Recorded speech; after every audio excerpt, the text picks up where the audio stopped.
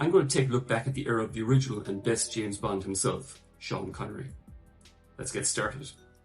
So Sean Connery, born in 1930 in Edinburgh, Scotland, was the son of Joseph, a factory and lorry driver, and his mother Euphemia, a cleaning lady. While most of his family were Scottish, two of Connery's paternal great-grandparents were Irish, who had come over from Wexford in the 19th century. His great-grandfather James being an Irish traveller. Connery grew to his full adult height of 6'2" during the time he was 18, leading to him being nicknamed Big Tan, as Connery's first name was originally Thomas. Since he had an Irish childhood friend named Seamus, people referred to Connery by his middle name Sean to emphasise the alliteration of the two names. Since then, Connery preferred to use his middle name. After spending his later teens as a member of the Royal Navy, Connery worked various jobs as a lorry driver, lifeguard, a labourer, and even a babysitter when he struggled to make ends meet. He got into bodybuilding at the age of 18 and competed in the 1950 Mr. Universe contest. He was tempted to a career as a footballer, but decided to pursue acting. After several roles in the theatre and various bit parts on TV, Connery got his first film role in the late 1950s with a major role in Another Time and Another Place, opposite Lana Turner. It was on the set of this film that Turner's possessive gangster boyfriend, Johnny Stompanato, threatened Connery by pointing a loaded gun at him, only for Connery to disarm him and knock him flat on his back, leading to Connery earning a reputation as a hard man. It was after a prominent role in Darby O'Gill and the Little People in 1959 that producers Albert Broccoli and Harry Saltzman had secured the film rights to writer Ian Fleming's James Bond novels, and Connery came into consideration for the role. While at first Connery was seen by Fleming as being too rough for the suave and sophisticated secret agent, it was Fleming's girlfriend Blanche Blackwell and Albert Broccoli's wife Dana who convinced him that Connery had the necessary charisma for the role. Therefore, on November 3rd, 1961, it was officially announced that Sean Connery would be the first actor in the movie series to become Bond. James Bond. It's easy now to forget that the James Bond movies before the release of Dr. No was no guarantee of success. While the novels were extremely popular, Connery was not a movie star by any means, and the first movie struggled to get financing, being produced only on a $1 million budget. However, Dr. No proved to be a big critical and commercial success, and Connery went on to play the role of James Bond in 6 further films and became a household name. Ian Fleming was so impressed by Connery's performance that he wrote Scottish ancestry into the Bond character's background in the novels. But the question remains, just how good was Sean Connery's Bond tenure? Let's take a look back at all 7 films and see how they hold up.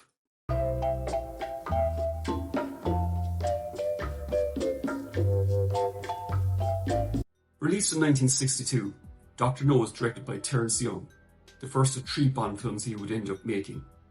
The plot involves Bond investigating the disappearance of a British agent in Jamaica. This leads Bond into conflict with Dr. Julius No, a scientist who was an agent of the criminal organisation Spectre. Bond discovers that Dr. No plans to disrupt the launch of an American space mission using a radio beam weapon and sets out to stop him. Although Dr. No was the first James Bond movie, the novel it's based on was actually the 6th in the series written by Ian Fleming.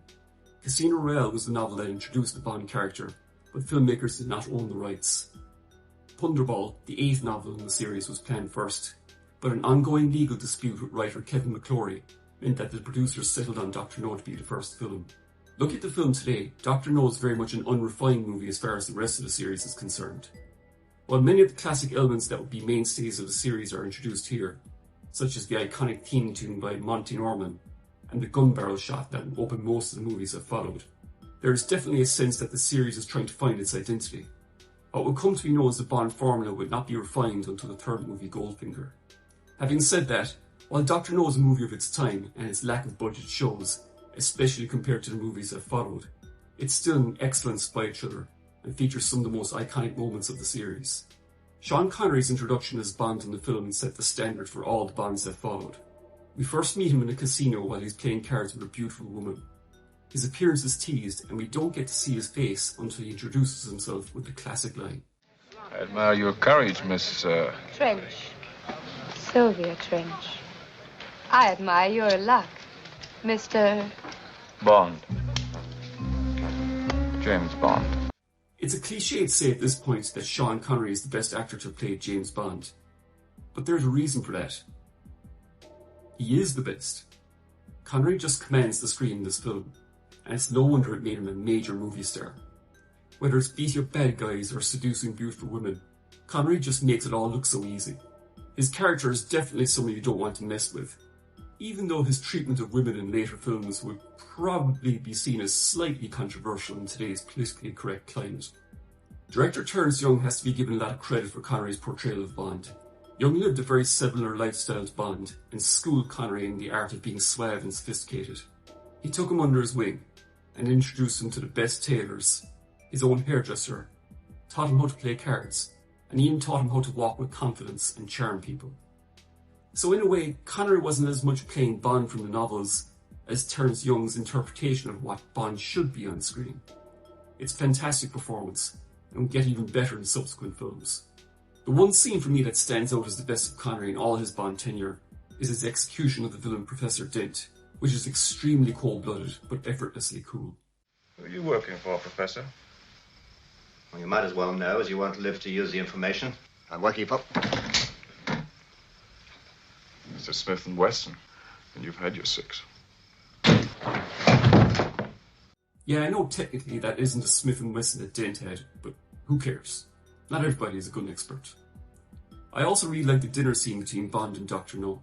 This is extremely well written and the start of an unofficial tradition of the villain whining and dining Bond as he explains his evil plan instead of killing him. Also, long before the Marvel Cinematic Universe teased, but didn't introduce villains until later in that franchise, Dr. No mentions the existence of the criminal organisation Spectre that would become a very significant part of Connery's Bond tenure. I'm a member of Spectre. Spectre? Spectre.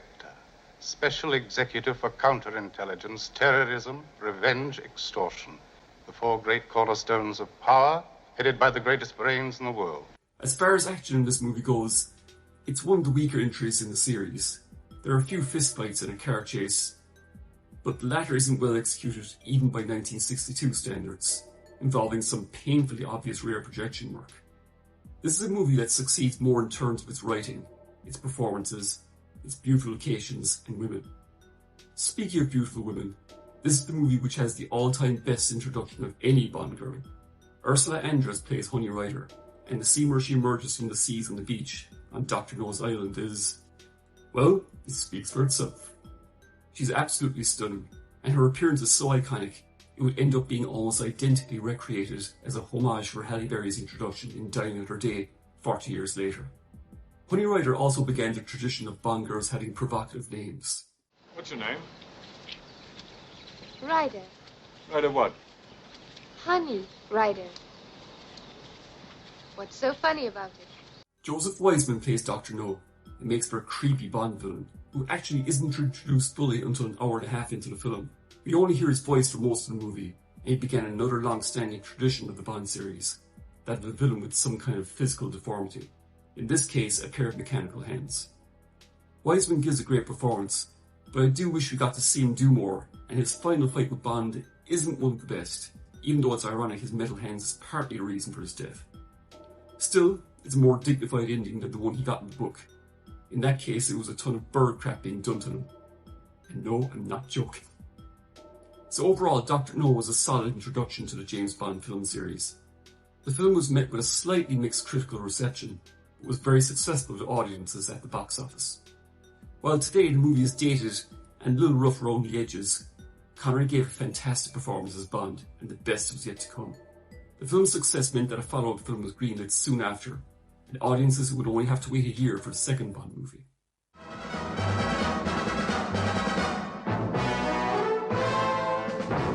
Released in 1963, From Russia with Love was once again directed by Terence Young.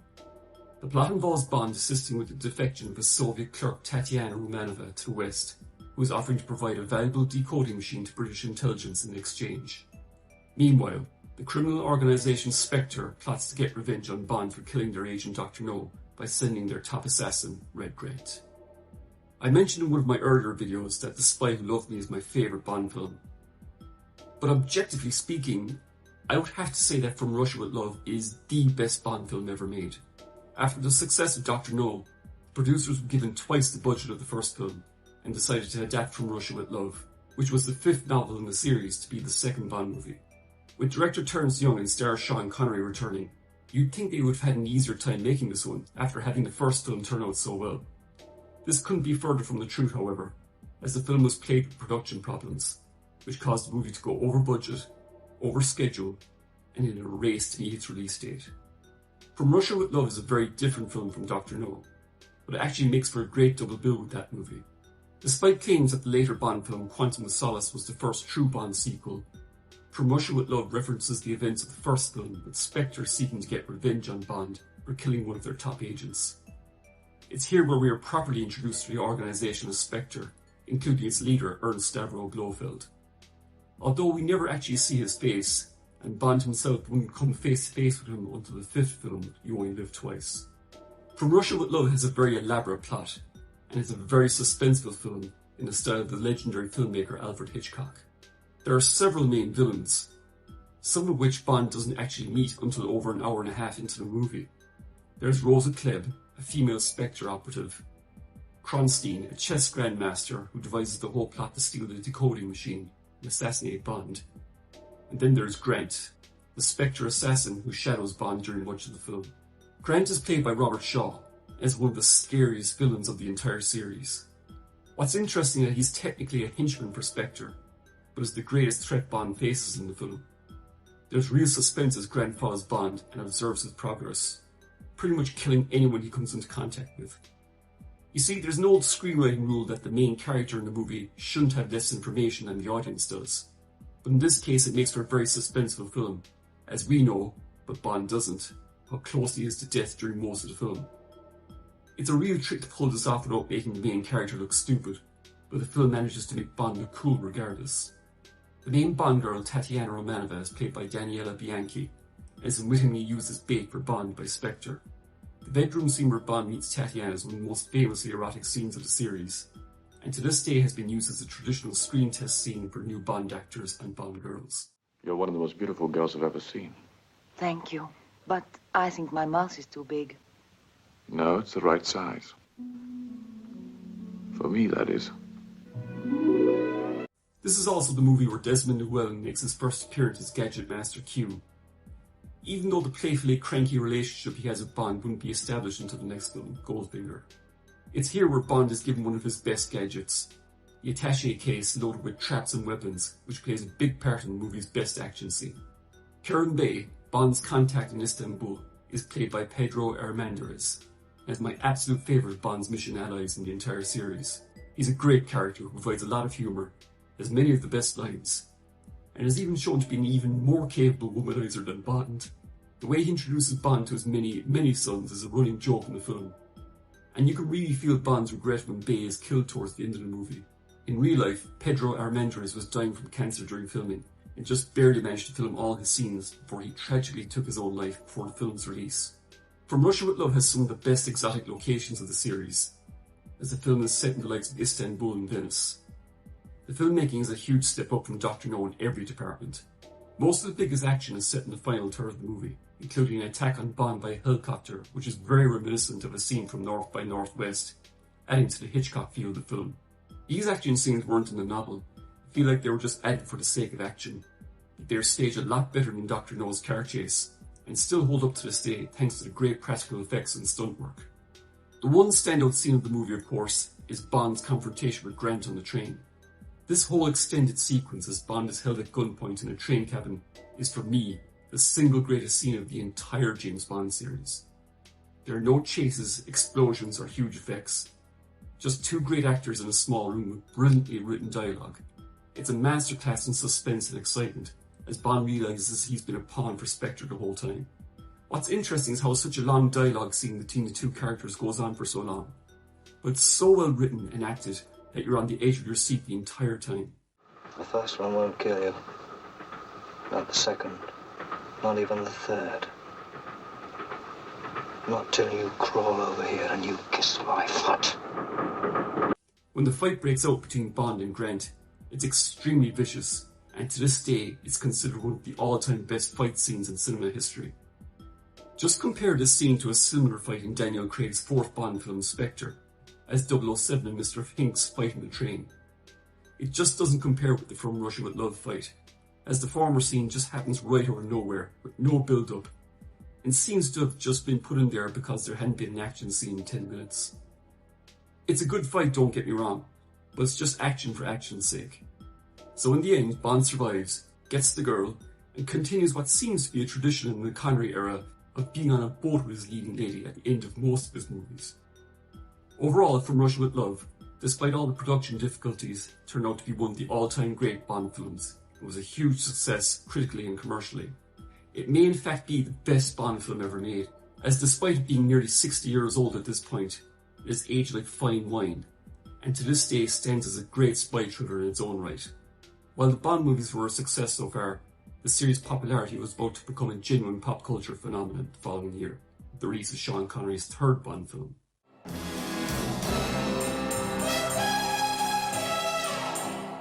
Released in 1964, Goldfinger was directed by Guy Hamilton, first of 4 Bond movies he would end up making.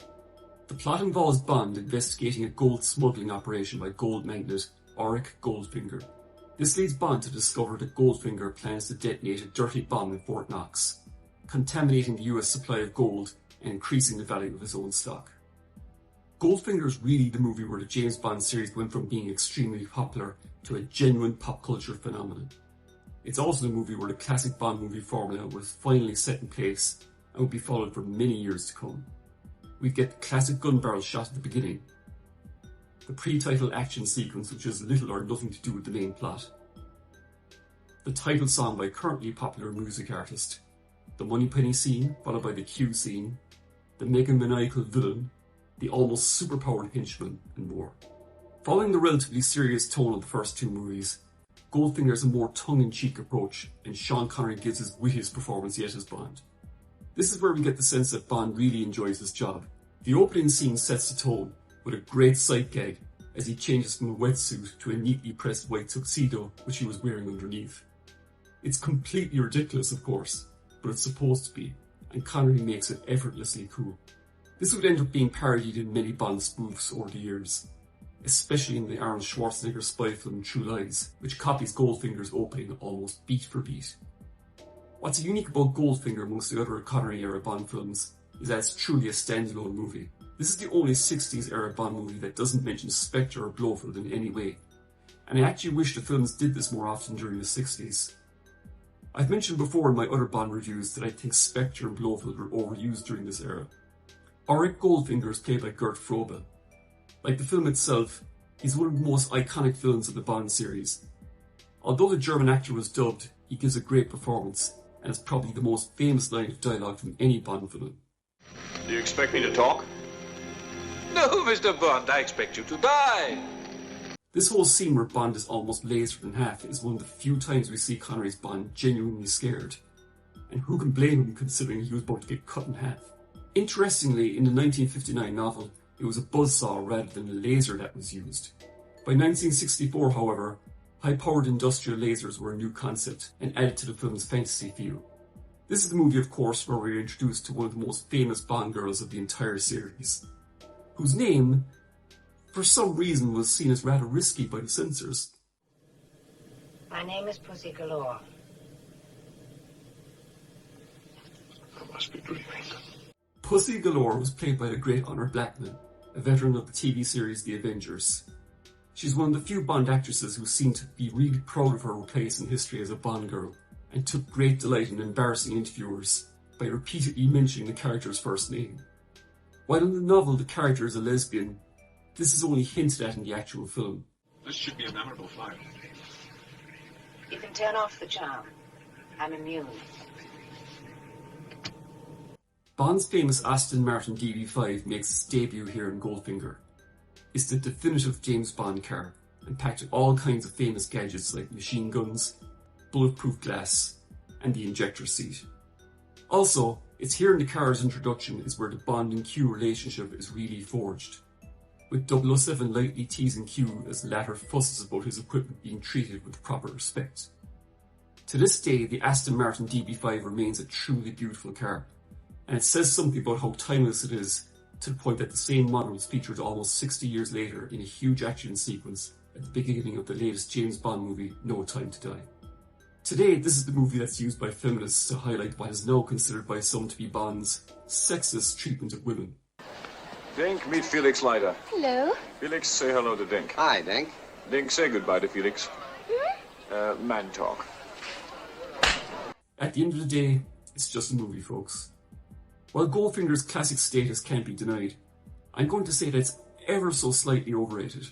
Bond spends about half the film being Goldfinger's prisoner, and he makes some serious mistakes, which even includes getting two sisters killed. Though I do like that after Jill Masterson is killed, that during the debriefing scene with In, that Bond is clearly furious. While he obviously liked Masterson, he knew her for only a few hours, and I think his anger comes from being at least partly responsible for getting her killed. Thing is though, the exact same thing happens later on when Tilly Masterson is killed by Oddjob. Overall, however, Goldfinger is a fantastic Bond adventure, and set the template for many of the Bond films to come. Connery is at his absolute best as 007 here, and is clearly enjoying himself. The film broke all kinds of box office records when it was released, and many cinemas stayed open for 24 hours a day just to meet demand. Bond mania gripped pop culture all around the world, and started a whole craze of spy films and TV series for the rest of the 60s, like Our Man Flint, Matt Helm, and even a spoof version of the first Fleming novel, Casino Royale. It would only be a little over a year before the fourth Bond film would appear, that despite its success would have legal ramifications for decades to come.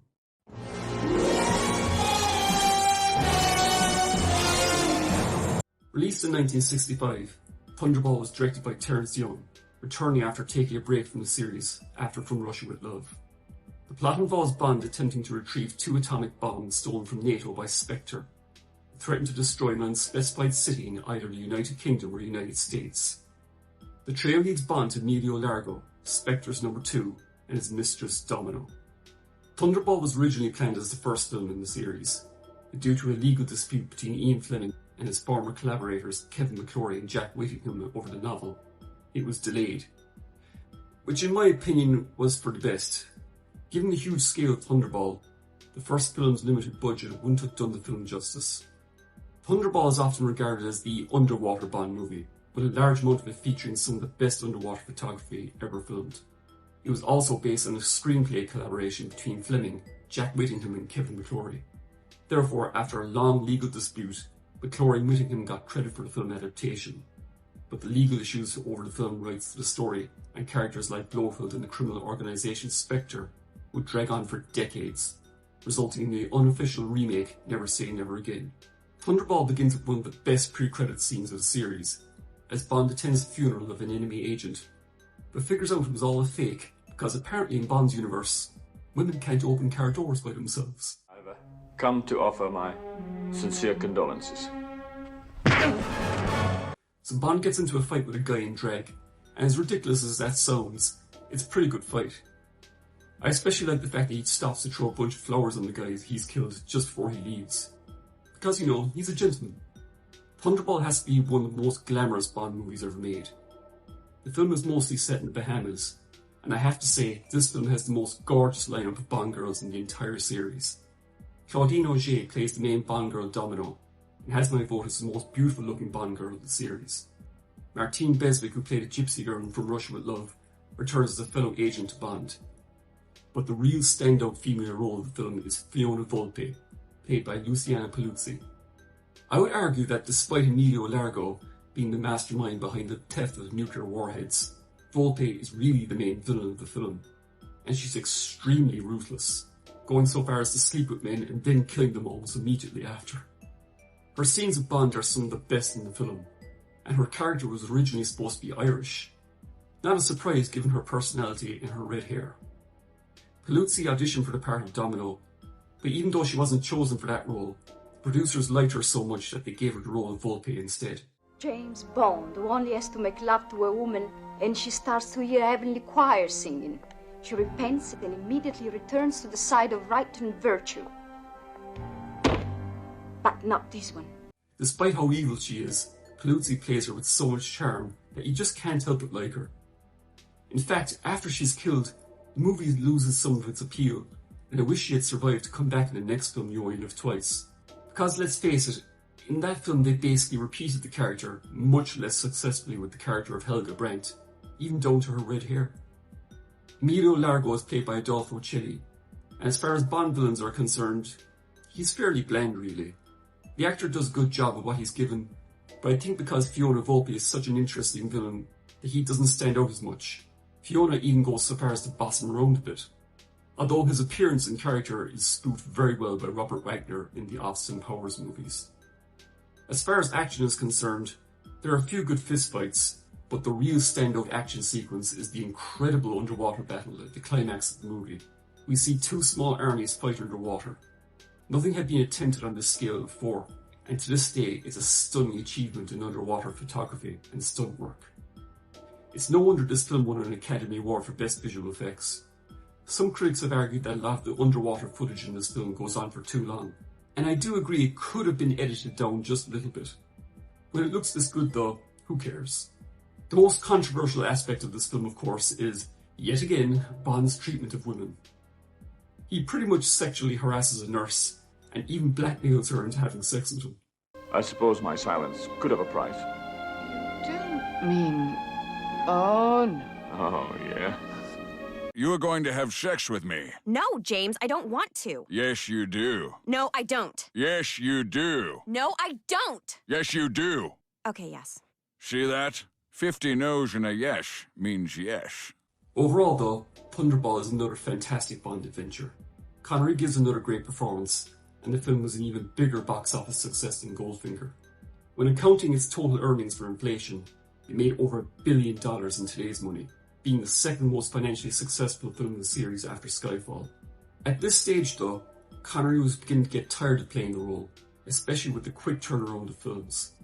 Also, while playing Bond had made him rich and famous, the intrusion to his privacy by the media and fans was beginning to get to him, and he would announce during the filming of his next Bond film that it would be his last. That wouldn't go quite according to plan.